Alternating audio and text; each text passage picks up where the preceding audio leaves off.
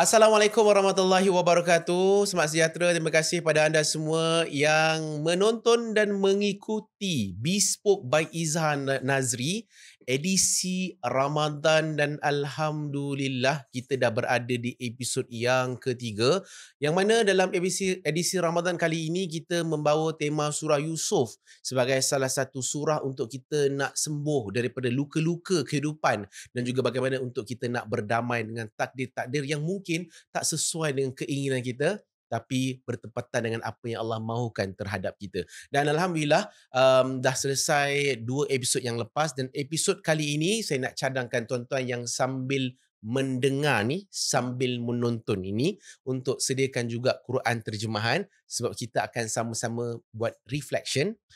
Dan untuk kali ini kita akan bermula daripada ayat ke-11 sehinggalah ayat ke-17 surah Yusuf. Dan tajuk hari ini kita akan membahas tentang terbuang ke dalam sumur, sakitnya dikhianati. Dan untuk episod kali ini dihiasi oleh 3 orang wanita daripada syurga, kiriman syurga yang ada dengan saya. Kita ada Puan Su, kita ada Puan Nur, dan kita ada Puan Syuhada. Dan insyaAllah akan sama-sama membantu kita untuk ada yang akan baca terjemahannya, ada yang mungkin nak bertanya soalan untuk dapat berkongsi lebih banyak lagi ilmu tu kepada yang menonton, insyaAllah. Okey, jadi tapi sebelum kita nak bermula, saya nak ambil kesempatan ini untuk nak maklumkan pada tuan-tuan dan puan-puan, episod kita pada kali ini dibawakan khas atau ditaja oleh by Cik Fiza. Terima kasih pada by Cik Fiza kerana menyokong program ini. By Cik Fiza membawa satu message, iaitu miliki kebebasan berhijab. Tudung by Cik Fiza memberi makna sebuah kebebasan untuk wanita yang ingin tampil cantik dan bergaya dengan material tudung yang tak perlu iron, sejuk dan juga serap peluh. Jom kita pergi kepada ayat yang akan kita bincangkan, iaitu ayat yang ke-11 dalam surah Yusuf. Jadi saya nak tanya kat sini, puan mana yang nak terjemah, yang nak baca terjemahan ni? Saya insyaAllah. Puan Nur, Okey, silakan Puan Nur. Baik, Bismillahirrahmanirrahim. Mereka pun pergi berjumpa dengan bapa mereka lalu berkata, "Wahai ayah kami, mengapa ayah tidak percaya kepada kami tentang Yusuf, padahal sesungguhnya kami sentiasa tulus ikhlas mengambil berat kepadanya." Okey, pada ayat ke-11, kalau siapa yang mungkin lupa ataupun tak sempat nak ikuti episod yang lepas, pada ayat ke-10 perancangan daripada abang-abang Nabi Yusuf AS adalah untuk pada mulanya membunuh. Tapi setelah berlaku perbincangan, mereka decide untuk tidak membunuh Nabi Yusuf, tetapi membuang di satu telaga yang berada di pinggir kota, telaga buta yang tak ada orang pun ambil air kat telaga tu. Jadi apabila mereka dah rancang dan mereka dah decide, okey jom kita buang Yusuf ini dalam telaga buta. Jadi mereka telah pergi kepada ayahnya sebab nak start dah strategi. Macam mana cara untuk kita nak buang Yusuf ini, kita kena pergi kepada ayah dan kita kena minta dan pujuk ayah untuk benarkan kami ni sebagai abang-abang Yusuf ini bawa keluar Yusuf, dan perancangan untuk membuang tu dapat dilaksanakan. Cuba tengok ayat yang dikeluarkan oleh abang-abang Yusuf ini. Mereka pun pergi berjumpa dengan bapa mereka. Lalu mereka berkata, "Wahai ayah kami, mengapa ayah tidak percaya kami tentang Yusuf? Padahal sesungguhnya kami sentiasa tulus ikhlas mengambil berat kepadanya." Maka abang-abang Yusuf tahu yang bapaknya ada kemungkinan besar tak izinkan. Mungkin sebabkan ayahnya tahu relationship antara Yusuf dan juga abang-abang. Bayangkanlah, memang tak ngam pun, memang bergaduh pun, tiba-tiba nak bawa pergi keluar pula, nak bawa pergi berjalan, nak bawa pergi main. So something wrong, something fishy lah kat sini kan. Jadi cubalah abang-abang Nabi Yusuf ni nak convincekan bapaknya, sampaikan mereka claim, kami ni tulus, kami ni ikhlas, kami ni memang betul-betul sayang kat Yusuf ni, nak bawa lah Yusuf keluar main ni. Untuk kita dapat satu message dalam ayat ni, apa dia? Orang yang ikhlas, dia takkan tahu pun dia tengah ikhlas. Sebab itulah, kalau siapa yang menanti ikhlas baru nak buat baik, sampai mati pun kita takkan buat baik. Sebab terlalu menantikan keikhlasan. Sebab ikhlas tu, dia bukan tentang kita dapat ikhlas, tapi dia tentang proses. So, untuk kita nak buat sesuatu dengan penuh keikhlasan, dia perlukan proses kita buat dulu. Sebagai contoh kan, ada yang planning untuk nak menutup aurat dengan sempurna sebagai contoh kan.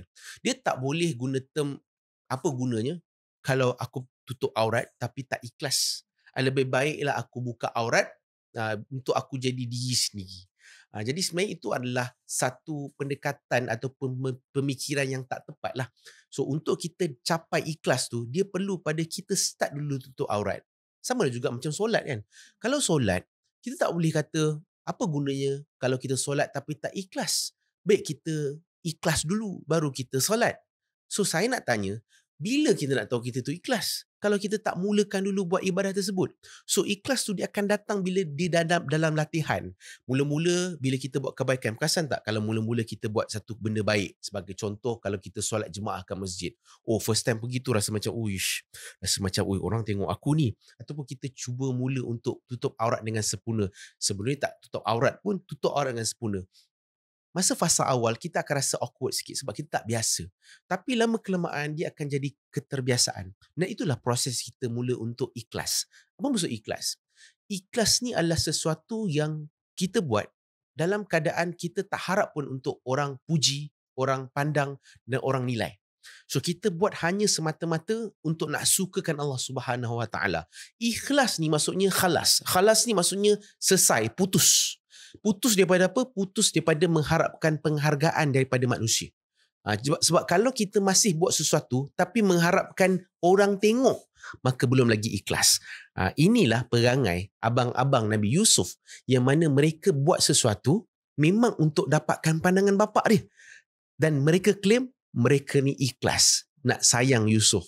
Padahal sebenarnya mereka ada helah di sebalik itu. Mereka dah rancang untuk nak buang Yusuf masuk ke dalam telaga apabila dapat keizinan daripada bapaknya untuk keluar bawa Yusuf bermain-main. Okey, itu ayat yang ke-11. Kita cerita tentang dialog abang-abang Nabi Yusuf kepada ayahnya. Jom kita tengok pada ayat yang ke-12.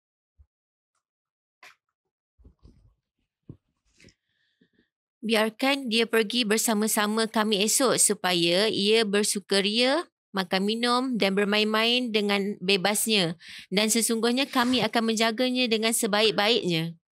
Okey, sekali lagi abang-abang Yusuf ni dia buat satu claim. Apa claim dia? Biarkanlah Yusuf ni dengan kami esok. Dia boleh bersukaria, dia boleh makan minum, dia boleh bermain-main dengan bebasnya. Dan kami ni memang akan jaga Yusuf ni sebaik-baiknya. Okey, salah satu lagi ciri-ciri narsisis. Kalau kita tengok pada episod yang lepas, kita belajar salah satu ciri-ciri narsisis adalah dia tak boleh orang jatuhkan dia. Dia tak boleh berada di posisi yang orang lain lebih daripada dia. Maka dia akan cuba untuk menjatuhkan orang. Padahal sebenarnya, untuk kita jadi terbaik, kita hanya perlu improve diri kita, bukan untuk jatuhkan orang. Kan? Orang narsisis, untuk dia jadi nombor satu, untuk dia jadi terbaik, dia tak ada cara lain. Dia ada cara iaitu hanya jatuhkan orang. Tapi sebenarnya, untuk kita jadi baik sebenarnya, kita hanya perlu fokus untuk baiki diri je. Kan? Contoh, kalau dalam adik-beradik kan. Macam mana untuk kita ni jadi seseorang yang mak ayah mungkin pandang, sayang. Contohnya macam abang-abang Nabi Yusuf. Mereka hanya perlu tambah khidmat mereka. Mereka hanya perlu baiki akhlak mereka. Mereka hanya perlu untuk cari jalan macam mana aku nak bagi manfaat pada keluarga. Tapi diorang tak nak fikir benda tu. Yang mereka fikir apa? Macam mana aku nak buang Yusuf ini. Dan ciri kedua narsisis ada pada ayat ke-12 yang mana ciri kedua narsisis. Narsisis ni akan sedaya upaya appear baik depan orang. Kita ingat narsisis ni satu watak yang dibenci oleh masyarakat. Tak. Narsisis ni selalunya dia adalah watak yang sangat disukai oleh orang sekeliling. Maknanya mungkin kalau dekat company kan, dia adalah orang yang disanjung, dia orang yang diangkat dalam masyarakat. Tapi hanya orang terdekat dengan dia je tahu perangai dia. Hanya mungkin pasangan dia, ataupun partner bisnes dia, ataupun staff yang dah lama kerja dengan dia, yang tahu perangai sebenar dia, yang sangat abusive, yang tak seperti yang dia portray dekat luar. Jadi abang-abang Nabi Yusuf ni cuba untuk appear baik, mulia depan ayah. So sebab itulah kenapa kita kena hati-hati, bukan hanya hati-hati dengan orang yang ada ciri narsisis, tapi kita nak reflection Al-Quran ni pada diri kita. Salah satu adab dalam kita belajar Al-Quran, bila mana sampai pada point ataupun satu isi tentang azab ataupun karakter-karakter yang Allah laknat, kita jangan claim, contohnya sampai pada ayat Fir'aun kan, Fir'aun Allah laknat, kita jangan kata Fir'aun laknat ni jiran aku lah ni, ni aku kenal ni, kawan aku satu office ni pegangan Fir'aun lah ni. So itu bukan adab kita interaksi dengan Quran. Bila sampai pada watak Fir'aun, kita kena rasa aku ni ada tak ciri-ciri Fir'aun tu. Bila sampai pada Allah sebut pasal azab-azab neraka, kita jangan claim ini memang adik aku ni memang kenalan aku kat sekolah dulu lah, ni memang ahli neraka. Tapi sepatutnya adabnya adalah bila Allah sebut tentang siksaan orang-orang yang buat dosa dan masuk neraka, kita kena reflect pada diri kita. Ya Allah, janganlah aku, ya Allah. Ya Allah, mungkin aku ni, ya Allah, aku kena minta taubat, ya Allah. Sama juga kalau Allah cerita tentang kebaikan, cerita pasal Nabi, cerita pasal Rasul, cerita pasal syurga, maka kita kena jadikan tu motivation, pengharapan. Ya Allah, moga-moga akulah tu ahli syurga tu. Moga-moga akulah tu orang yang kau angkat, Allah kau muliakan, Allah angkat semasa di padang mahsyar nanti. So sebab tu dalam Al-Quran kena bawa dua sifat. Okay, apa sifat pertama? Sifat pertama adalah khauf. Khauf ni maksudnya takut. Takut apa? Yang tadilah, takut-takut ciri-ciri abang-abang Nabi Yusuf ni yang narsisis ni rupanya melekat pada diri kita. Takut. Khauf. Ataupun Allah cerita tentang neraka. Takut tentang azab neraka. Kedua, sifat roja'. Roja' tu maksudnya pengharapan. Pengharapan apa tau? Sebagai contoh, surah Yusuf, kisah Yusuf. Kita harap-harap apa tau? Kita harap kita boleh mewarisi kebijaksanaan Nabi Yusuf. Kita boleh belajar bagaimana Nabi Yusuf uruskan konflik adik-beradik. Bila Allah sebut tentang syurga, kita harap-harap Allah masukkan kita dalam syurga. Bila Allah cerita tentang orang beriman, orang yang Allah muliakan, orang yang dapat kitab daripada sebelah kanan, kita ada harapan, kita ada rojak, harap-harap itulah aku nanti dekat hari akhirat nanti. So kena bawa dua sifat tu, khauf dan rojak. Inilah dua sifat yang kita tak boleh ambil salah satu. Kalau kita ambil salah satu, contohnya kita ambil khauf je, takut je, maka kita akan hidup dalam keadaan ketakutan dan kita mula akan rasa sangkaan buruk tu lebih pada Tuhan. Dan kalau kita hanya ada sifat rojak, harap saja, so kita akan rasa sombong. Aku syurga lah ni, aku ni baik dah ni. Tak ada ketakutan dalam kehidupan kita. Takut-takut kita ni Allah tak suka kan, dan kita harap-harap Allah suka kita. So kita berada di pertengahan di antara khauf dan juga roja. So sama juga dalam ayat ke-12 ni, bila Allah Subhanahu Wa Taala rakamkan tentang sifat abang-abang Nabi Yusuf, kita kena ada sifat apa? Sifat khauf. Takut apa? Takut akulah tu yang sifat narsisis abang-abang Yusuf ni. So sifat inilah yang akan menambah baik dan baiki hati kita. Sebab tu kenapa Al-Quran ni syifa. Al-Quran ni menyembuhkan. Sebab bila kita tadabur, kita reflect ayat-ayat dalam Quran ni, kita reflect pada diri kita. Bukan kita reflect pada orang sekeliling kita. Untuk penambah baikkan hati kita. Okay? So itu ayat ke-12. Okay, kita pergi pada ayat ke-13 pula. Apa respon Nabi Yaqub terhadap anak-anak dia? Bapa mereka menjawab, pemergian kamu membawanya bersama sangatlah mendukacitakan daku, dan aku pula bimbang ia akan dimakan oleh serigala ketika kamu lalai dari mengawalnya. Okey, ayat ke-13 ni menarik tau. Perasan tak, kenapa suddenly Nabi Yaqub mention pasal serigala? Tiba-tiba, out of nowhere, tiba-tiba sebut serigala. Kenapa tak sebut pasal benda lain? Sebab Nabi Yaqub tahu perancangan anak-anak dia. Perancangan anak-anaknya adalah dia akan campak Yusuf dalam telaga dan dia akan ambil baju Yusuf dan dia akan lumurkan dengan darah yang palsu dan dia akan balik pada bapa dia dalam keadaan dia kata, wahai bapa, Yusuf dah kena makan dengan serigala. Itu perancangan abang-abang Yusuf. Tapi macam mana bapak dia boleh tahu? Sebab Nabi Yaqub dia ada mukjizat, mentakwilkan mimpi, dan Allah berikan ilham, ilmu hikmah. Dia boleh tahu apa yang akan jadi di hadapan. Jadi sebenarnya ayat ke-13 ni adalah sindiran ayah Nabi Yusuf ni terhadap abang-abang Nabi Yusuf ni. Nak bagi sindiran apa? Sebenarnya aku tahu tau plan kau ni. Tapi tetap abang-abang dia macam tak dapat detect yang bapak dia tahu. Sebab itulah Nabi Yusuf kata, pemergian kamu membawa Yusuf ni sebenarnya buatkan aku jadi sedih. Sebab Nabi Yaqub tahu, once kau bawa Yusuf ni, aku kena bersedia untuk kehilangan Yusuf. Dan pada ayat kedua, aku pula bimbang dia akan dimakan oleh serigala ketika kamu lalai mengawalnya. Sebab kenapa mention serigala? Yaqub nak bagi tahu ni, sebenarnya aku dah tahu cerita kau ni, kenapa kau tak sedar lagi ni? Dan apa respon abang-abang Yusuf apabila ayahnya cakap macam tu? Kita tengok pada ayat ke-14. Mereka berkata, kalau dia dimakan oleh serigala, sedang kami ramai bilangannya, sesungguhnya kami sudah tentu menjadilah orang-orang yang rugi.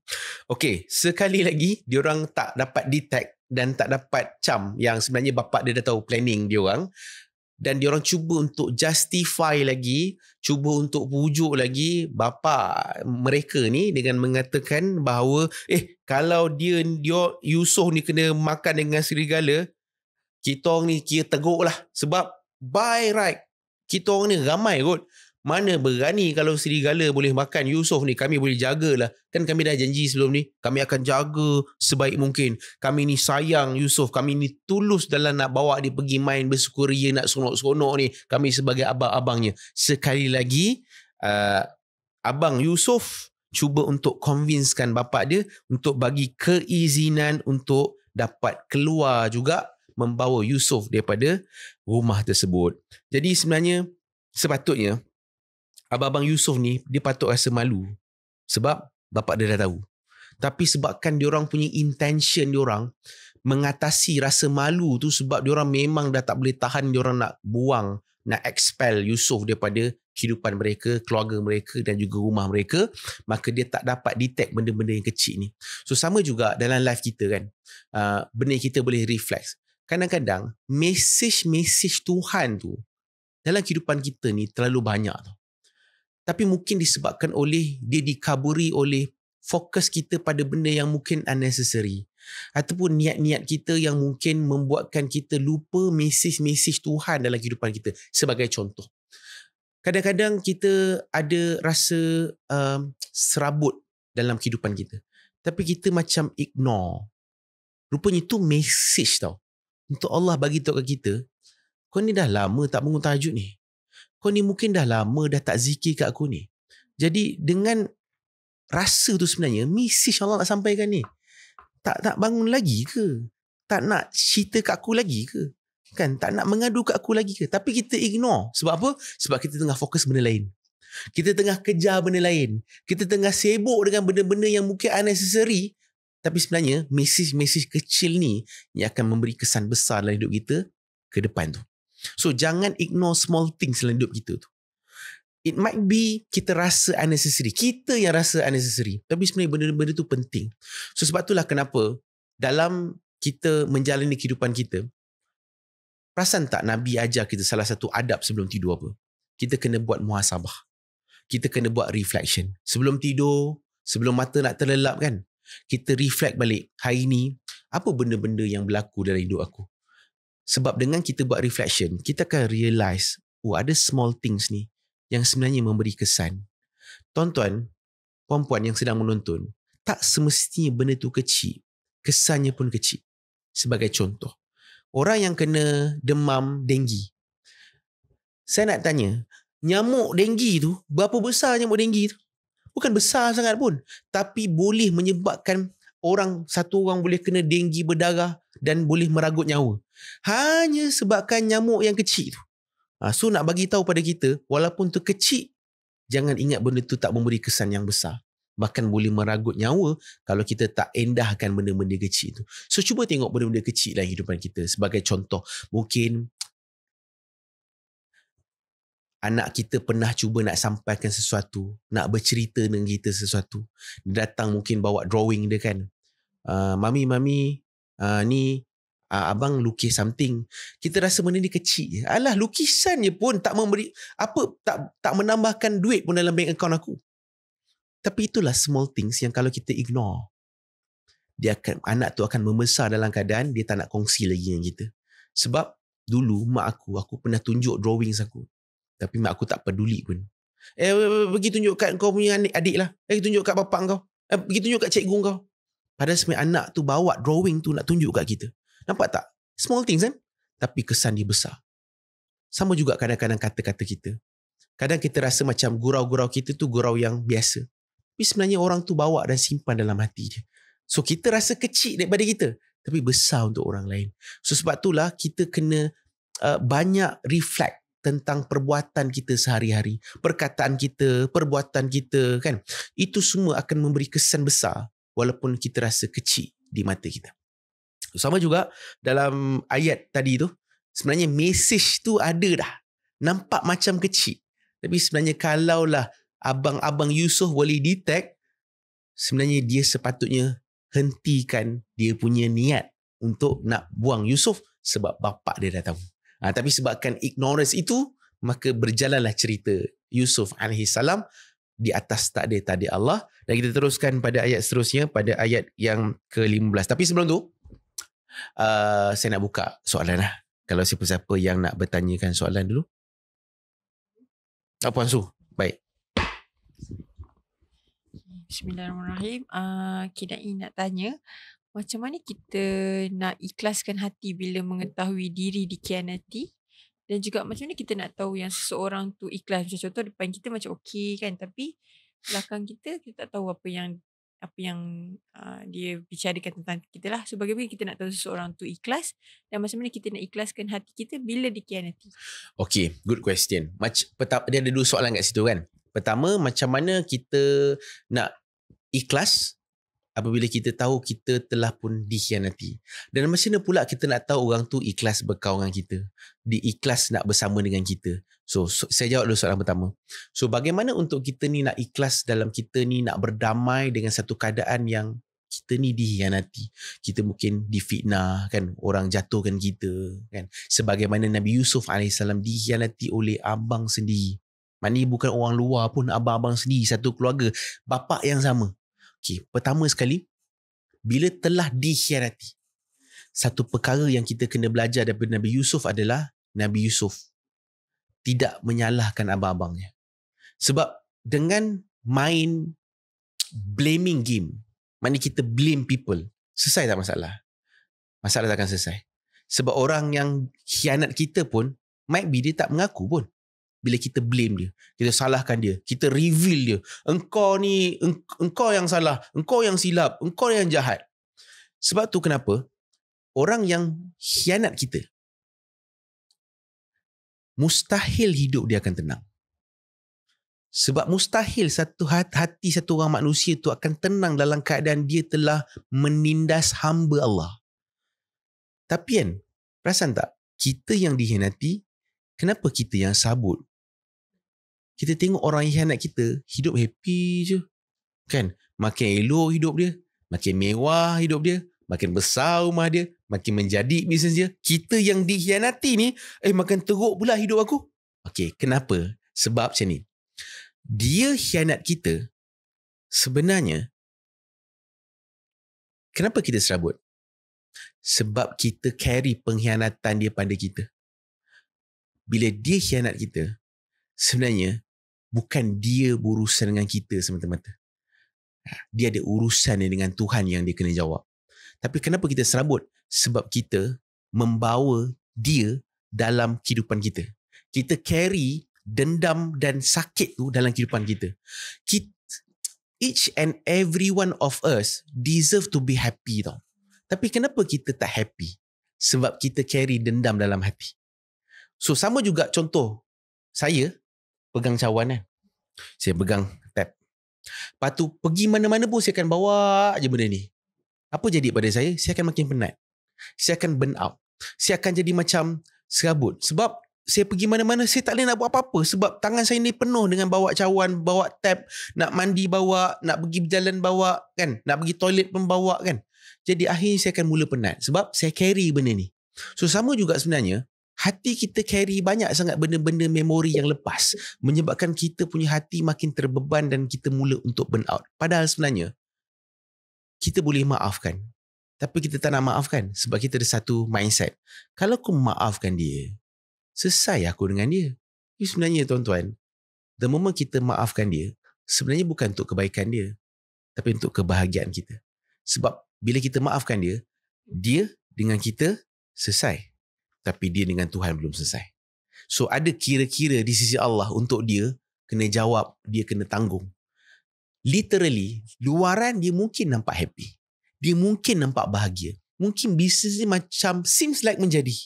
Tapi hakikatnya, hanya dia je tahu dalam hati dia betapa serabutnya hidup dia. Sebab dia telah menindas manusia. Dia telah mengambil hak orang lain. Dia telah dikhianati. Sebab itulah kisah tentang abang-abang Nabi Yusuf ni sampai ke hujung cerita hidup dia tak tenang. Sehingga kan nanti kita akan sampai satu ayat, abang-abang Yusuf terpaksa minta tolong dengan Yusuf. Pergi sampai ke Mesir, menempuhi ribuan kilometer untuk dapatkan bantuan makanan. Hati mereka tak tenang. Mereka serabut. Tapi luaran nampak macam okey. Sebab itulah manusia boleh berlakon. Dia boleh berlakon nampak happy. Lagi-lagi ada social media sekarang ni. Orang boleh pilih mana-mana saja juzuk kehidupan dia untuk dia paparkan dekat social media. Dia boleh tunjuk yang happy je. Tapi banyak benda yang dia suffer, benda yang dia serabut, yang dia tak cerita kat social media. So kita pula tengok yang best-best. So kita assume, best juga life kau tak macam life aku. Serabut, kan, rasa sempit, rasa terbeban. Jadi pertama sekali, bagaimana cara untuk kita ni nak ikhlaskan diri kita bila dikhianati? Benda yang paling basic yang kita kena buat adalah letting go. Kita kena lepaskan benda tu. Sebab sakit dan penat kalau kita genggam benda-benda ni. Yang penatnya kita, bukan dia. Itu pertama. Yang kedua, bila kita dikhianati, perkara itu sebenarnya Allah dah susun. Dan bila Allah dah susun, Allah tak pernah silap dalam susunan takdir dia. Dikhianati adalah cara bagaimana Allah mendidik jiwa kita. Sebab kita hanya dewasa dengan luka.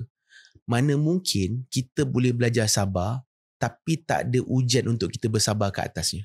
Contohlah, kita dengar dalam ceramah-ceramah ustaz-ustazah kan dalam Quran kan. Orang yang sabar ni, dia akan bersama dengan Allah. Innallaha ma'as sabirin. Sesungguhnya Allah bersama dengan orang-orang yang bersabar. Soalan saya, kalau kita tak dikhianati, bila kita nak belajar sabar? Kalau kita tak ada hardship dalam hidup kita, bila pula kita nak dapat sifat sabar? Dengan hardship itu, dengan sifat dan keadaan dikhianati itulah buatkan kita belajar sifat sabar tu. Sebenarnya bukan dikhianati itu tajuk utama. Tajuk utamanya adalah Allah nak masukkan sifat sabar dalam hati kita. Sebab hanya orang sabar je boleh layak masuk syurga. Orang dalam syurga, semua penghuni syurga itu adalah mereka-mereka yang paling banyak luka dalam hidup mereka, tapi mereka tetap pilih untuk sabar. So jangan ingat kita boleh masuk syurga tanpa luka. Semua ahli syurga terluka. Sahabat-sahabat terluka. Dan luka mereka bukan takat luka fizikal, luka emosi. Seluruh kehidupan mereka terluka. Tapi mereka tahu itulah harga sebuah syurga untuk mereka. Dengan bersabar atas pengkhianatan. Sahabat-sahabat Nabi banyak dikhianati. Nabi-Nabi dan Rasul dikhianati. Ini bahkan Nabi Yusuf pun dikhianati oleh abang-abangnya sendiri. Tapi dia tahu, inilah harga yang dia perlu bayar untuk Allah bagi nikmat besar di hadapan. Nanti kita akan tengok berbaloi Nabi Yusuf dikhianati. Berbaloi Nabi Yusuf kena campak dalam telaga. Nanti kita akan sama-sama angguk, patut Nabi Yusuf kena campak dalam telaga. Tapi sekarang ni kita rasa macam tak patutlah dia hianati, tak patutlah Nabi Yusuf kena campak telaga, sebab kita tak nampak hikmah lagi. Sebab kita ni manusia, ilmu kita terbatas. Tapi Allah ni, dia Al-Alim. Allah ni maha mengetahui. Dia tahu kau memang kena dikhianati untuk kau jadi lebih baik. Alright, itu pertama. Yang kedua, panjang pula saya jawab. Yang kedua, bagaimana kita nak tahu seseorang itu ikhlas? Jawapannya kita tak akan pernah tahu. Kita takkan tahu pun dia ikhlas ke tak. Walaupun macam saya sebut tadi, walaupun orang tu claim, aku ni ikhlas kau dengan kau, aku ni tulus, memang betul-betul ikhlas kerana Allah ni aku nak berkawan dengan kau. Belum tentu lagi. Sebab Nabi Abang Yusuf pun cakap benda yang sama. Jadi untuk kita tahu orang tu ikhlas ke tak, kita tak payah nak mencari. Sebab kalau dia betul ikhlas, Allah akan buatkan kita boleh bersama dengan dia. Tapi kalaulah ada niat buruk, kalaulah ada intention yang tak baik antara kita dengan dia, maksudnya dia mungkin ada benda-benda yang dia nak take advantage daripada kita, dan kita pun tak putus doa dengan Allah, ya Allah, kau bagilah aku kawan yang baik-baik, kau bagilah sahabat-sahabat yang ikhlas berkawan dengan aku. Somehow, kalau dia tak ikhlas, Allah sendiri akan jarakkan kita dengan dia. Allah sendiri akan jauhkan kita daripada dia. Sebab tu kita jangan persoal kalau kita dijauhkan daripada certain people, sebab mungkin itu adalah hasil daripada doa-doa kita selama ni. Kenapa dia dah tak berkawan dengan aku? Kenapa dia tu dah, kalau aku jumpa pun tak rasa macam klik dah? Tu sebab doa-doa kita lah. Dan perasan tak, tiba-tiba kan kita jumpa kawan baru kan, tiba-tiba dia datang pula studio Bespoke ni kan, kenapa aku tiba-tiba ada kat sini ya? Contoh kan. Dan orang yang datang itu pun hasil daripada doa-doa kita juga. Sebab Allah kan tak pernah sia-siakan doa-doa kita. Kita minta pada Allah, bagi kawan-kawan yang ikhlas kawan kita, Allah akan bagi, dan Allah akan jauhkan siapa yang tidak ikhlas. So, cara kita nak tahu orang tu ikhlas ke tak, kita takkan tahu, tapi jangan berhenti untuk doa. Allah sendiri akan susun atur siapa orang yang patut ada dalam hidup kita at this phase of life. Dan kita kena tahu, manusia saling berganti. Mungkin dalam fasa sekarang ni kita rapat dengan seseorang, tapi dekat satu point fasa kehidupan kita yang seterusnya, mungkin dia tak perlu lagi ada dalam hidup kita. Allah akan replace orang lain pula. Sebab tu kita kena belajar untuk menerima dan belajar untuk melepaskan orang dalam kehidupan kita. So itu akan memudahkan kita berdamai dengan takdir-takdir kehidupan. Sebab Allah yang susun hidup kita. Ingat tak kawan tadika kita dulu? Kawan bukan main baik lagi. Ingat tak kawan sekolah rendah kita dulu? Kalau sehari tak jumpa, dia tak datang sekolah, menangis-nangis dia sebab kita tak ada kawan nak main sama-sama. Tapi hari ni kalau kita jumpa dia, kita rasa biasa je. Tak boleh nak berkawan macam dulu. Sebab apa? Sebab bab hati ni kita tak boleh nak paksa. Dan bab hati ni dia akan mudah untuk menerima orang bila kena pada hati, dan kita akan rasa jauh walaupun dia hari-hari dengan kita. Sebab dia tentang hati. Boleh ke? Harap menjawab. Dan tuan-tuan, puan-puan, saya ingat kita nak bagi puan-puan dekat sini bertenang, berehat, reflect balik siapa yang dah tak kawan dengan aku, siapa yang berkawan dengan aku. Kita nak berehat seketika dan kita jumpa selepas ini, dan kita nak berehat seketika bersama dengan by Chef Fiza. Jangan ke mana-mana, kita sambung selepas ini dengan lebih banyak perbincangan menarik.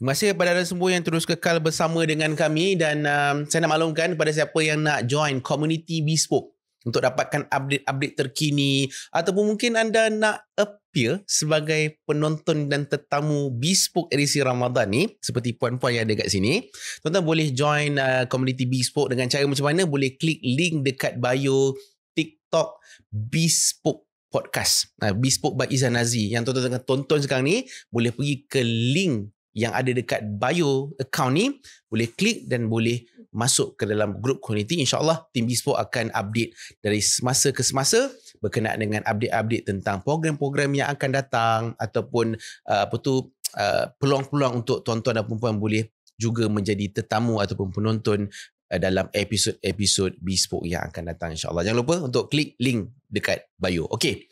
So kita tadi dah berhenti dekat ayat ke berapa? 14. So kita akan sambung lagi pada ayat ke-15. Yang sedang menonton juga, jangan lupa untuk ready Quran terjemahan juga untuk kita belajar sama-sama.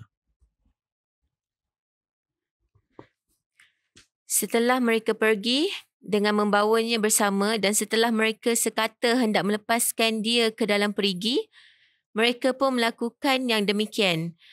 Dan kami pula ilhamkan kepadanya, sesungguhnya engkau, wahai Yusuf, akan terselamat dan akan memberitahu mereka tentang hal perbuatan mereka ini sedang mereka tidak sedar dan tidak mengingatinya lagi. Okay. So endingnya, bapa pada Nabi Yusuf memberikan keizinan, merelakan walaupun berat untuk abang-abang Yusuf membawa Yusuf keluar daripada rumah untuk bermain, makan, minum. Sebagai kanak-kanak kan seronok lah, boleh keluar, boleh main, boleh berlari-lari dekat luar kan. Maka pada ayat ke-15, Allah Subhanahu Wa Taala telah sebut dan ceritakan setelah mereka pergi dengan membawanya bersama dan setelah mereka sekata hendak melepaskan dia ke dalam perigi, mereka pun melakukan yang demikian. Okey, maknanya berjayalah abang-abang Yusuf untuk campakkan Nabi Yusuf di telaga. Tuan-tuan, saya kena bagi tahu, kita kena tengok keadaan ni dalam perspektif Yusuf ni kanak-kanak. Jangan tengok daripada perspektif kita ni yang dah dewasa, umur 30-40 ni. So bayangkan Nabi Yusuf ni umurnya kanak-kanak. Let's say lah, untuk gambaran kita lah, mungkin umur sekolah rendah kan, umur kanak-kanak. Kita ambil mungkin darjah 6, darjah 5 sebagai gambaran kan. Bayangkan anak-anak kita umur darjah 5, darjah 4 dicampakkan ke dalam telaga buta yang memang tak ada orang lalu dan telaga tu berada di pinggir-pinggir kampung. Maknanya kalau jerit kuat mana pun orang tak tahu pun dalam tu ada orang. So bayangkan, bukan takat dicampak ke dalam itu, baju Yusuf pun diambil. Maknanya Yusuf berada dalam keadaan seorang, menggigil ketakutan dan kesejukan. Nabi Yusuf dia tetap manusia yang ada rasa takut. Yusuf tetap juga ada rasa, kenapa aku kena hianat macam ni? So Yusuf juga ada membina trauma dalam ingatan dia. Dia masih ada lagi memori-memori itu. Tapi kita tengok nanti kita belajar bagaimana Yusuf menguruskan trauma. Kena campak dalam telaga. Maknanya dia kena tipu dengan abang-abang dia. Janji nak bawa aku pergi main, rupanya campak aku nak buang aku. For good. Maksudnya memang bukan campak main-main. Campak, okey, tunggu 5 minit, naik angkat balik. Tak, memang campak betul campak dan gerak terus. Dan juga, sebenarnya ayat ke-15 ni, sebenarnya adalah mesej untuk kita yang sedang berada dalam ujian Allah. Yusuf ni, dalam kisah penuh Nabi Yusuf berada dalam kegelapan 2 kali. Pertama, kegelapan dalam telaga. Yang kita tengah sampai ni, ayat ke-15 ni. Dan kegelapan kedua bila? Ketika Nabi Yusuf difitnah dan dicampak ke dalam penjara. Maknanya Nabi Yusuf sekali lagi dicampakkan ke dalam kegelapan. Dan kenapa disebut telaga ataupun ialah satu telaga buta, gelap lah, jarang-jarang lah telaga buta tu cerah kan, mesti gelap. Sebab itu juga gambaran kepada kita yang sedang reflect ayat ni, for those yang berada dalam telaga kehidupan masing-masing, berada dalam titik terendah dalam kehidupan, kegelapan yang terlalu pekat yang kita dah tak tahu nak buat apa. Tuan-tuan, Yusuf boleh buat apa? Yusuf tak boleh buat apa-apa dah. Dia tak ada handphone kan, dia nak naik macam mana, dia budak-budak, dia kanak-kanak, dia dah tak ada option lain dah. Dan kalau kita berada dalam keadaan kita dah tak ada apa-apa option lagi nak buat, jom tengok apa yang Allah beritahu pada Yusuf. Dan inilah rahsia, key point untuk kita juga boleh keluar daripada telaga kegelapan kehidupan ujian kita. Apa kata Allah Subhanahu Wa Taala? Apabila Yusuf dalam keadaan ketakutan, seorang diri dalam keadaan gelap, Allah telah pujuk Yusuf dengan kata pada Yusuf, engkau akan selamat. Sebenarnya, itulah perkara yang kita perlu dalam hidup kita. Apa yang Allah bagi pada Yusuf? Allah bagi hope. Kita ni manusia, kita bergerak dengan harapan tu. Sebab tu Allah sebut dalam banyak ayat. Contohnya, ayat tentang orang-orang yang banyak buat dosa. Dalam ayat, Qul ya ibadiyallazina asrafu ala anfusihim. Katakanlah kepada manusia yang telah melampaui batas, kepada hamba-hambaku yang exceed the limit, yang telah langgar apa yang aku larang dia buat. Apa kata Allah? Allah bagi hope dalam ayat ni. La taqnatu min rahmatillah. Jangan putus asa dengan rahmat aku.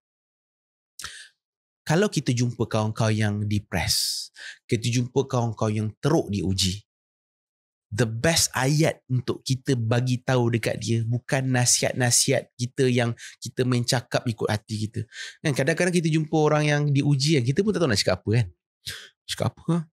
Ujian dia dahsyat juga kan. Contoh macam kalau kat radio kan, banyak macam masalah yang saya dengar kan. Ataupun dalam program-program saya, banyak even di Bespoke ni pun kan, macam-macam cerita kita dengar. Dia selalunya bukan tentang nasihat kita bagi tau. Sebab orang datang cerita masalah kita, selalunya bukan dia nak dengar sangat nasihat kita, tapi dia nak luah.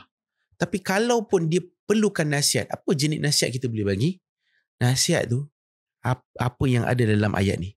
Kita kena bagi harapan pada orang. Harapan apa tau? Bukan harapan daripada kita, harapan daripada Allah. Contoh, kalaulah kita ada kawan kita yang mungkin diuji dengan masalah kewangan sebagai contoh kan.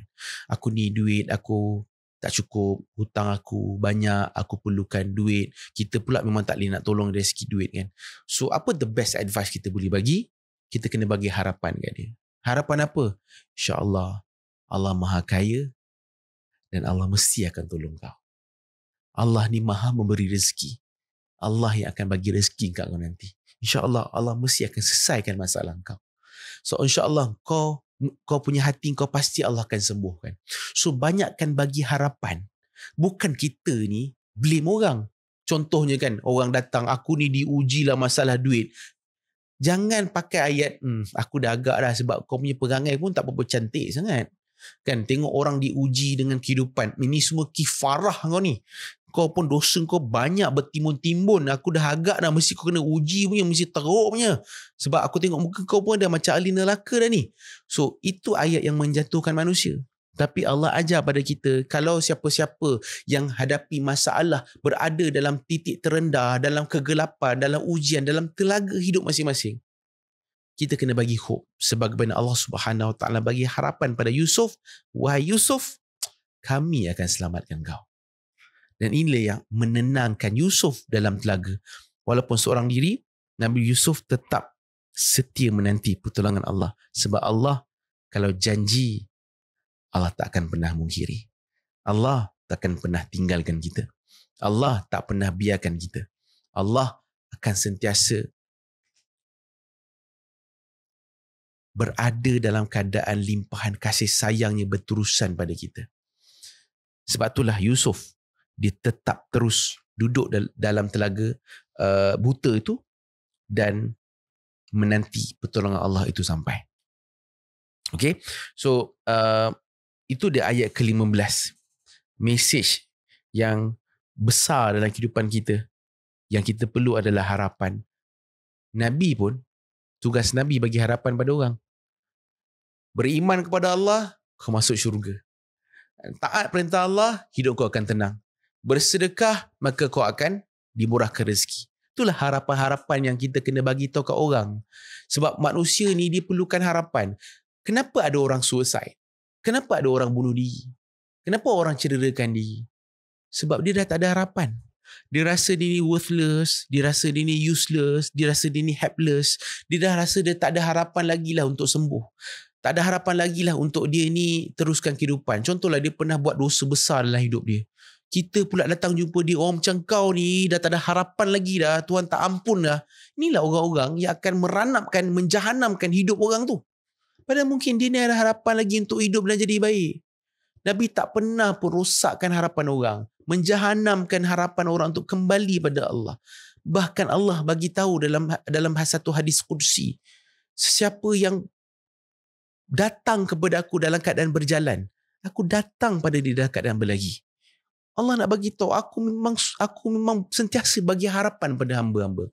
Sama juga pada siapa yang mungkin dirasa macam dosa aku ni banyak sangat, Tuhan ampun ke Allah bagi tahu apa dalam hadis kursi yang lain. Satu hamba, satu lelaki yang datang membawa dosa memenuhi langit dan bumi. Dan dia kata, wahai Tuhan ampunkan aku. Apa kata Allah? Ghafartu lak la ubali. Aku ampunkan kau, aku tak peduli. Sebab kau tahu kau ada Tuhan yang boleh mengampunkan kau. Sebab itulah tuan-tuan, kena hidupkan harapan dalam hidup kita. Hidupkan harapan dalam kehidupan orang sekeliling kita. Maka kita akan membantu orang untuk teruskan kehidupan dengan penuh makna dan ada kesedaran tentang bertuhan. Okay? So itu ayat yang ke-15. Kita pergi pada ayat yang ke-16. Dan sesudah itu datanglah mereka mendapatkan bapa mereka pada waktu senja sambil buat-buat menangis. Okey, kita sambung lagi ayat ke-17. Mereka berkata, wahai ayah kami, sesungguhnya kami telah berlumba-lumba berburu dan kami telah tinggalkan Yusuf menjaga barang-barang kami. Lalu ia dimakan oleh serigala dan sudah tentu ayah tidak akan percaya kepada kata-kata kami ini sekalipun kami adalah orang-orang yang benar. Okey, sifat narsisis yang seterusnya adalah dia pandai untuk manipulate. Dia pandai play victim. Dia pandai untuk buat drama supaya orang percaya tentang dia punya cerita. Main dengan emosi. Perasan tak ayat hujung tu apa?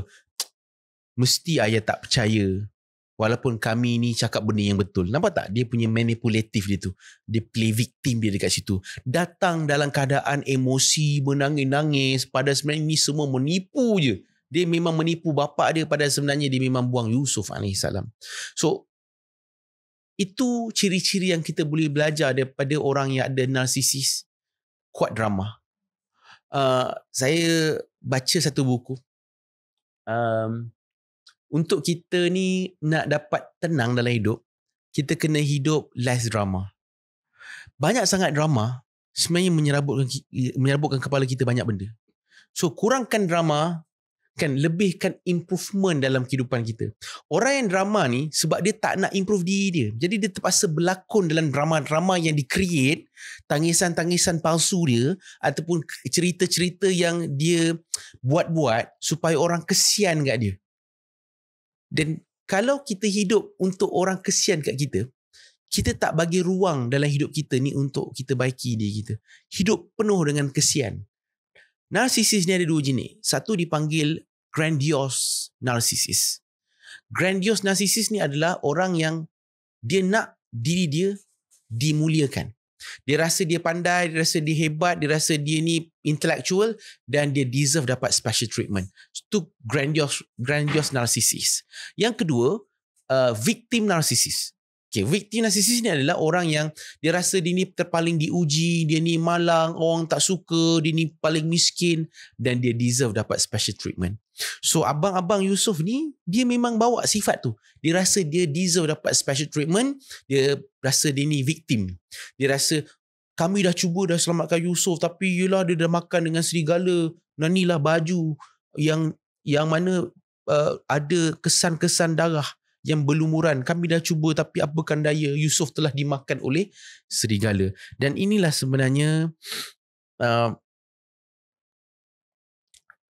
satu statement yang kita boleh belajar daripada kisah abang-abang Yusuf. Hidup takkan tenang walaupun kau boleh create cerita yang perfect. Walaupun kau boleh reka cerita buatkan orang kesian dengan kau. Agak-agak abang-abang Yusuf ni bahagia ke? Dia tak bahagia. tak ada kebahagiaan dalam penipuan, penindasan dan pengkhianatan. Jadi for those yang pernah mengkhianati kita, biar Tuhan uruskan dia. Sebab mustahil dia boleh bahagia dengan pengkhianatan dia. So kita deserve untuk bahagia. Kalau kita pernah buat silap, kita minta ampun ke Allah, kita minta maaf kat manusia dan kita teruskan jadi orang baik. Terus belajar jadi orang baik. Dan orang-orang yang dia terus membuat pengkhianatan, play victim, rasa dia yang tersakiti pada dia yang buat orang, biarkan dia dengan drama-drama dia. Biarkan dia dengan cerita-cerita membongak dia tu. Sebab nanti Allah akan uruskan dia. Sebagaimana Allah akan uruskan abang-abang Yusuf. Nanti kita akan tengok akhirnya abang-abang Yusuf mengaku salah dan mereka berjanji untuk tak buat balik dan berubah dalam kehidupan mereka. So kita dah sampai pada ayat terakhir untuk episod kita pada kali ini, ayat ke-17. Sambungannya menarik nanti. Sambungannya nanti ada drama yang seterusnya lagi berlaku tentang baju yang dilumurkan dengan darah yang dikatakan inilah darah Yusuf yang dimakan oleh serigala. Dan sebenarnya bukan setakat Nabi Yusuf ini dicampakkan ke dalam 2 kegelapan. Dalam cerita Nabi Yusuf ada juga tentang 2 kali appear tentang baju. Ni baju pertama. Nanti hujung sikit ada baju yang kedua. Dan baju ni fungsi dia untuk reveal kebenaran. So nanti kita akan belajar pada episod yang akan datang. Jadi jangan lupa untuk subscribe dan jangan lupa untuk saksikan episod-episod yang lepas kalau siapa-siapa yang tak sempat tengok lagi. Sebelum kita tutup kita punya episod kali ini, saya nak buka soalan terakhir. Kalau ada nak tanya. Puan Syuhada, jauh datang. Assalamualaikum. Waalaikumsalam. Okay, saya punya soalan, katakanlah bila arwah ayah tu meninggal, berlakunya perebutan harta daripada bapa saudara apa semua tu. So berlakunya tu akan menyebabkan ibu kita tu dia akan rasa sedih, macam tertekan disebabkan bapak saudara tu macam nak ambil ni lah, nak ambil apa semua tu. So sebagai anak, apa cara yang terbaik untuk kita macam nak bagi mak kita bertenang ataupun bersabar, ataupun macam it's okay, dia nak ambil lah, it's okay, macam tu hak kita, walaupun tu hak kita, tapi kalau dia dah ambil tu dia akan dapat balasan dia. Maksudnya dia takkan tenang ke, ataupun kau nak ambil tu dia akan macam nak bagi ibu kita tu rasa macam jangan fikir sangat benda tu. Just teruskan hidup macam tu. Okay. Dan kalau macam kita, macam mana kita nak menghadapi ataupun macam untuk bapa saudara tu, kalau kita tengok dia, adalah kita macam nak buat je baik ataupun macam kita ignore je. Satu lagi, adakah salah kalau kita tak nak mendoakan yang baik-baik untuk orang yang menyakiti keluarga kita tu? Okey, 3 soalan tu. Jadi pada bapa-bapa saudara, dengar ni. Ini contoh lah contoh. Ni kawan-kawan kan. Okey. Okey, pernah dengar kan? Okey. So jomlah kita tengok apa jawapannya. Dan kalau dia berkait dengan harta kan, sebab tu ada faraid untuk mengagihkan harta mengikut pada syariat. Tapi kita tahu untuk nak agihkan faraid ni dia memang susah. Susah kenapa? Sebab bila tak ada komitmen dan juga maknanya kerjasama daripada ahli keluarga ni, dia akan jadi sangkut dan proses tu jadi lama. Dan memang ada kes di kalangan adik-beradik saudara mara ni, bila ada ahli keluarga yang meninggal, contohnya bapa meninggal ke, atuk meninggal ke, dulunya elok je, baik je. Tiba-tiba dah meninggal ni, cerita bab harta tiba-tiba pula jadi orang lain dah. Sebab apa? Sebab kita kena ingat, harta tidak mengubah manusia. Tapi harta akan menunjukkan perangai manusia yang sebenar.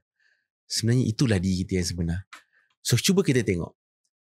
Bila ada opportunity ataupun ada hak harta yang kita boleh ambil, tapi ada orang yang pergi ambil hak kita. Cuba tengok cara kita berinteraksi dengan perkara tersebut. Kalaulah kita ni jenis macam ini aku nak, aku dulu jaga bapak kau. Aku ni siapa? Aku ni abang pada bapak kau. Kalau ikut logik kan, semua nak ikut logik. Ikut logiknya, aku ni sayang bapak kau lebih ni. Jadi aku kena dapat harta lebih sikit lah. Kan aku dulu ziarah bapak kau kan kerap aku ziarah bapak kau. Jadi patutnya aku dapat lebih lah. Jadi digunalah alasan-alasan tu. Dulu kos bawa ulang alik hospital ke rumah. Siapa? Aku yang tanggung. Jadi aku patut dapat lebih. Jadi benda tu membuatkan dia rasa dia ada hak ke atas itu. Faraid ni dia akan mula kita pergi ke faraid bila ada beberapa pihak yang tak setuju. Okey, tapi saya tak nak cerita ke arah tu. Yang saya nak cerita ni macam mana kita ni nak pujuk mak kita yang ditekan oleh banyak pihak ni. Aku pun ada bahagian aku juga, tapi kenapa korang yang lain ni macam beria sangat ni sampaikan mula ada pihak lain yang mengambil hak kita kan. Saya suka dengan pesan guru saya, Maulana Ilyas Maidin. Dia kata apa tau? Kita memang ada pilihan untuk nak tuntut hak kita. Dan bukan salah pun.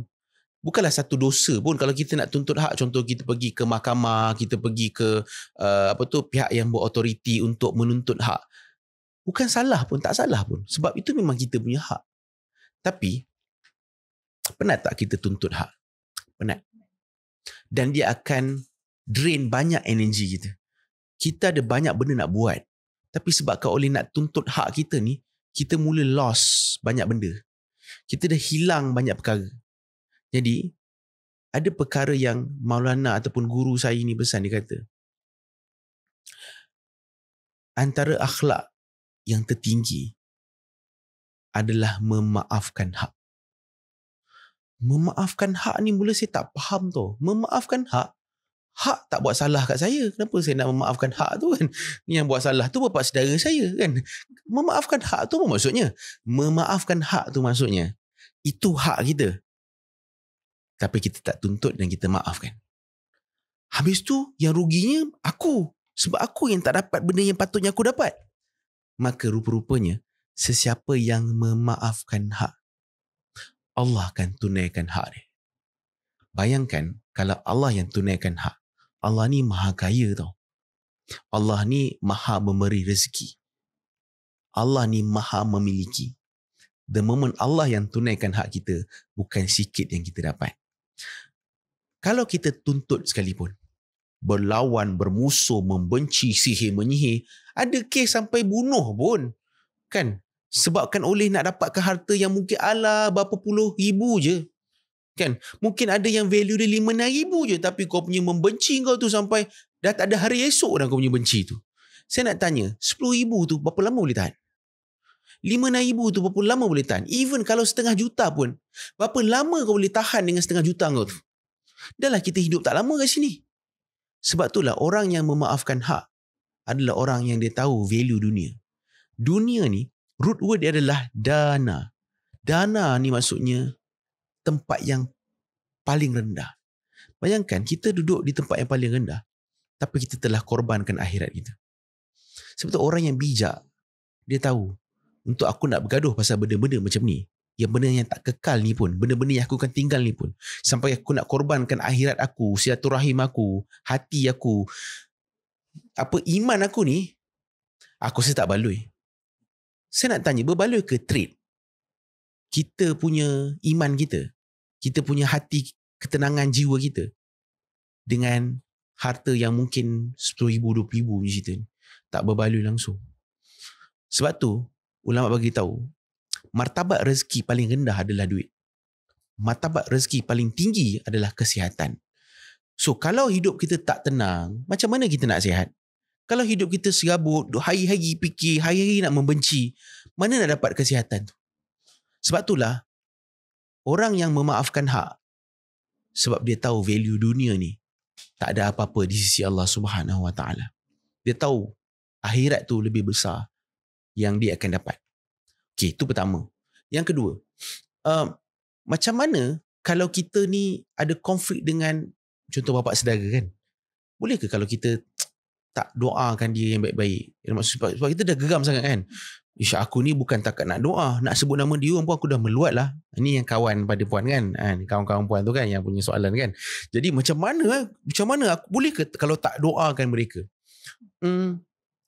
Nabi SAW memang dalam beberapa situasi Nabi pernah mendoakan supaya pernah mendoakan kecelakaan? Sebagai contoh, celakalah orang yang apabila Allah bagi peluang dia masuk Ramadan tapi keluar tak dapat keampunan. Celakalah orang yang ada mak ayah lagi yang masih hidup tapi tak buatkan dia masuk syurga. Celakalah orang yang apabila mendengar namamu ya Rasulullah tapi tidak bersalawat ke atasmu, dan Nabi aminkan doa ni.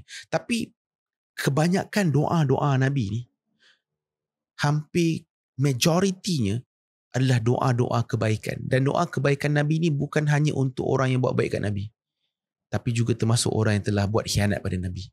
Sebagai contoh, ketika Nabi SAW kena halau daripada Taif, campak dengan batu, kena maki, kena hina, daripada pelbagai umur, daripada budak kecil, remaja, dewasa, tua, semuanya berbaris dekat Taif tu pergi halau dan hina Nabi, sehingga kan batu-batu yang terkena pada tubuh badan Nabi tu mengalir darah, sehingga diriwayatkan capal Nabi tu melekit dengan darah-darah Nabi. Jibril telah turun. Ingat, kalau Jibril turun, maknanya benda tu besar. Jibril telah offer pada Nabi Muhammad sallallahu alaihi wasallam, wahai Muhammad, nak tak kalau aku perintahkan malaikat penjaga gunung dan bukit ni untuk rapatkan kedua-dua bukit di Taif yang mati semua?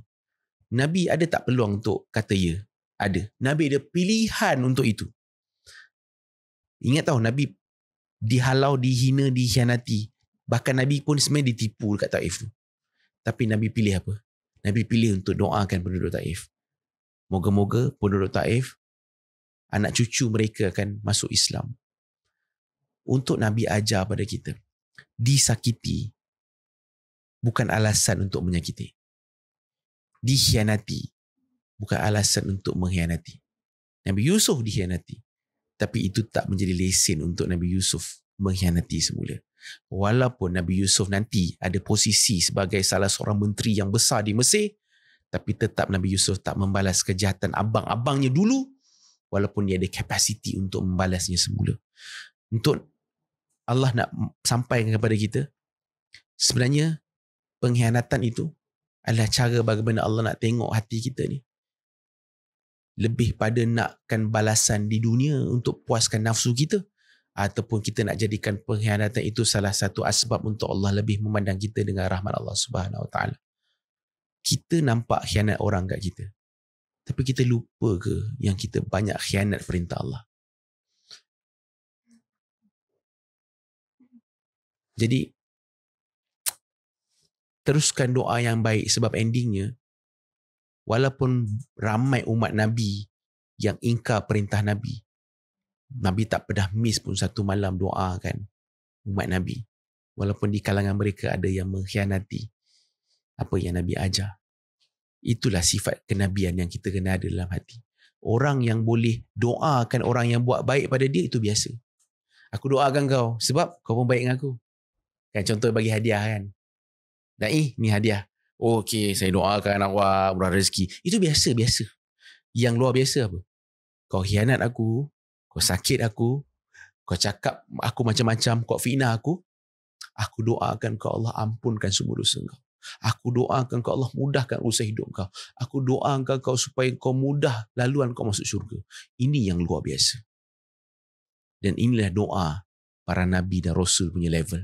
Mereka mendoakan orang yang mengkhianati mereka. Jadi tuan-tuan dan puan, nanti kalau saya sambung lagi, dia jadi panjang pergi pada ayat seterusnya pula. Okay, so cukup dulu untuk episod kali ini. Terima kasih kepada anda semua yang menonton secara live di TikTok. Jangan lupa untuk like, komen dan share, dan juga jangan lupa untuk subscribe Bespoke. Dan sekali lagi kita nak ucapkan terima kasih kepada penaja utama kita untuk episod kali ini, by Cik Fiza, penaja yang menaja episod kita kali ini, yang mana membawa satu mesej, iaitu miliki kebebasan berhijab. Tudung by Cik Fiza memberi makna sebuah kebebasan untuk wanita yang ingin tampil cantik dan bergaya dengan material tudung yang tak perlu iron, sejuk dan juga serap peluh. Dan saya rasa Puan Syuhada, Puan Noor dan juga Puan Su dah kena try lah ni produk daripada by Cik Fiza ni. Dan alhamdulillah kita dah pun berada di penghujung program, dan apa saja yang dikongsikan hari ni moga-moga memberikan manfaat untuk kita ni boleh lebih mencintai Al-Quran dan nak lebih mendalami dan belajar banyak mesej yang Allah sampaikan daripada Al-Quran untuk kita belajar sama-sama, untuk kita refleksi. Apa pun kita ucapkan terima kasih kepada semua, dan sekali lagi nak ucapkan terima kasih kepada pelajar rasmi kita by Cik Fiza atas sokongan padu mereka dalam menjayakan Bespoke Ramadan edisi kali ini. InsyaAllah kita jumpa pada episod yang akan datang. Jangan lupa untuk siapa yang nak join community Bespoke boleh klik link dekat bio. Assalamualaikum warahmatullahi wabarakatuh.